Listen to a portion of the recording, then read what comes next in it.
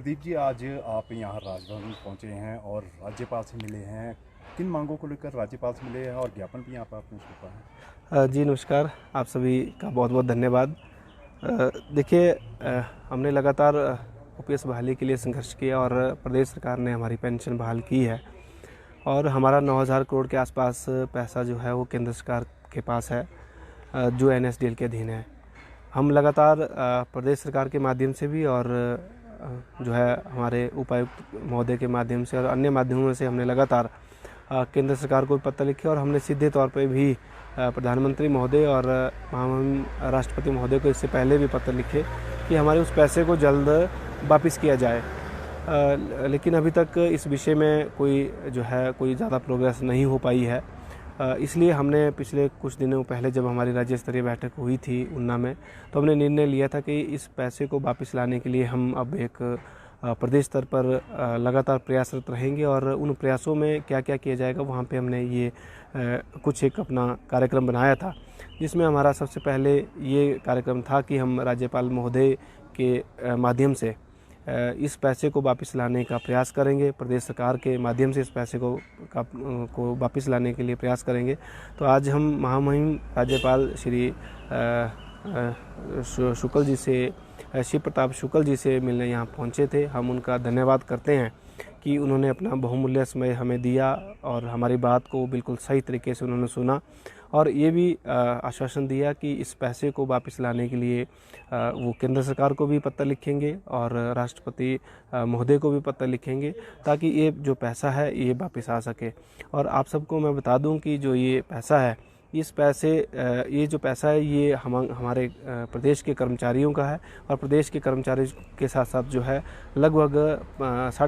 5,500 करोड़ के आसपास जो है ये प्रदेश सरकार का है। अगर ये पैसा वापस आता है तो कर्मचारियों को तो उनका पैसा मिलेगा ही, साथ में जो है लगभग 5,500 करोड़ के आसपास प्रदेश सरकार को मिलेगा, जिसमें जो आज हम मीडिया के माध्यम से भी कई बार सुनते हैं कि प्रदेश में जो है तो आर्थिक तंगी दिन प्रतिदिन बढ़ती जा रही है, तो उससे जो है कहीं ना कहीं आम जनता को भी इस पैसे का फ़ायदा होगा। तो महामहिम ने भी ये माना कि हाँ, अगर ये पैसा वापस आता है तो कहीं ना कहीं प्रदेश हित में जो है ये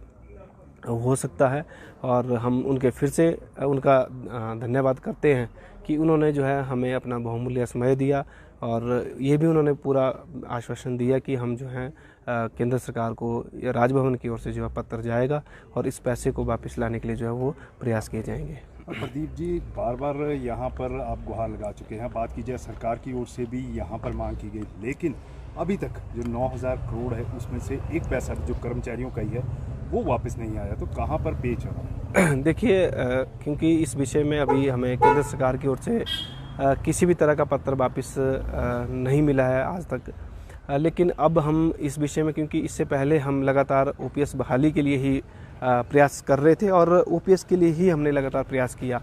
आज हमारी ओपीएस हमें मिली है, जिसके लिए हम आदरणीय सुखविंदर सिंह सुक्खू जी जो हमारे माननीय मुख्यमंत्री हैं और उनके तमाम सहयोगियों का धन्यवाद करते हैं कि उन्होंने जो है आते ही हमारी ओपीएस बहाल की। लेकिन अब हमारी प्रायोरिटी इस 9,000 करोड़ को वापस लाने की है। वो इसलिए क्योंकि हमारा पैसा हमें मिलेगा तो कहीं ना कहीं हमारे कर्मचारी जो है वो खुद को सुरक्षित महसूस भी करेंगे और वो पैसा कर्मचारियों के खाते में आएगा तो कहीं ना कहीं वो अपने जो काम उन्होंने अगर कोई अपने घर का प्लान किया हो या बच्चों की पढ़ाई या बहुत सारे उनके जो अपने काम होंगे उसमें लगेगा। ये ज़रूर है कि इस विषय में अभी तक जो है केंद्र सरकार की ओर से कुछ नहीं हो पाया है, लेकिन अब हम एक रणनीति के तहत आगे बढ़ेंगे। इसके पश्चात हम उपायुक्त के माध्यम से भी ज्ञापन देंगे, जितने भी हमारे एमपीज़ हैं उनसे भी हम मिलेंगे, उनसे भी बात करेंगे, वो भी हमारी बात संसद में रखें, क्योंकि केंद्र सरकार के पास सीधे मुझे लगता है कि हम शायद उस तरह से बात नहीं कर पाएंगे। तो जितने भी हमारे मेंबर ऑफ पार्लियामेंट है, वो चाहे राज्यसभा के हैं चाहे लोकसभा के हैं, उनके माध्यम से भी हम बात करेंगे और उनसे भी ये निवेदन करेंगे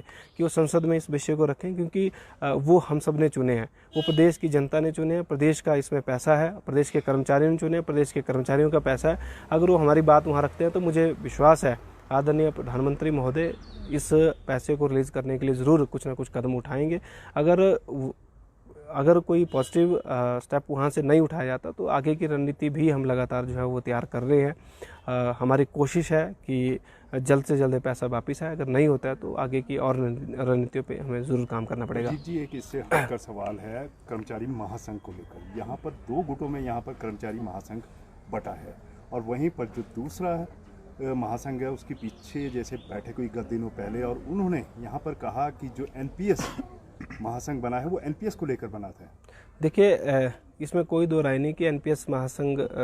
न्यू पेंशन स्कीम कर्मचारी महासंघ जो बना था, है और रहेगा, वो ओपीएस बहाली के लिए बना है और ओपीएस बहाली हुई है। अभी हमारे कुछ साथी ज़रूर, जैसे इलेक्ट्रिसिटी बोर्ड के हमारे साथी हैं या निगम बोर्ड के साथी हैं, वो ज़रूर छूटे हैं और उनके लिए हम लगातार प्रयास कर रहे हैं और इस अपने 9,000 करोड़ के लिए प्रयास कर रहे हैं। तो जैसे ही वो सारा पैसा वापस आएगा उसके बाद जो है इस संगठन के विषय में अलग से चर्चा ज़रूर की जा सकती है। और जहाँ तक एनजीओ फेडरेशन की बात रही, एनजीओ फेडरेशन में ये ज़रूर है कि न्यू पेंशन स्कीम कर्मचारी महासंघ के कुछ साथी हो सकते हैं, लेकिन उसमें बहुत सारे ऐसे साथी हैं जिन्होंने एनजीओ फेडरेशन को 20, 25, 30 सालों से जो है एनजीओ फेडरेशन की सेवा की है। ये इसमें ज़रूर ऐसा किसी को लग रहा होगा कि एनपीएससी का अध्यक्ष प्रदीप ठाकुर है और एनजीओ फेडरेशन का भी, लेकिन ऐसा बहुत सारे संगठनों में होता है। कर्मचारी संगठन का मान लो कोई पीडब्ल्यूडी का अध्यक्ष है, वो एनजीओ फेडरेशन का अध्यक्ष भी हो सकता है, या एनजीओ फेडरेशन में वाइस प्रेसिडेंट भी हो सकता है। कोई वेटनरी का अध्यक्ष है तो वो एनजीओ फेडरेशन में हो सकता है। तो वो सिस्टर एसोसिएशंस हैं सारी, वो अलग अलग विषय हैं कि वो अलग अलग संगठन है। लेकिन एनजीओ फेडरेशन की जहाँ तक बात है, हमने एनजीओ फेडरेशन के लिए जिस तरह से हमने चुनाव करवाए हैं वो पूरे प्रदेश में पूरी पारदर्शिता के साथ, और पूरे प्रदेश में हमारी कमेटियां हैं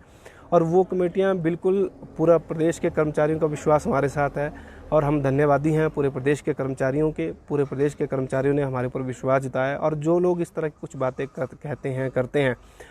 हो सकता है कि कुछ लोग ऐसे हमसे छूट गए हों। हमारी कोशिश है उनको अपने साथ हम ज़रूर लाएंगे और एनजीओ फेडरेशन कहीं दो धड़ों में नहीं बनता है। एनजीओ फेडरेशन जो है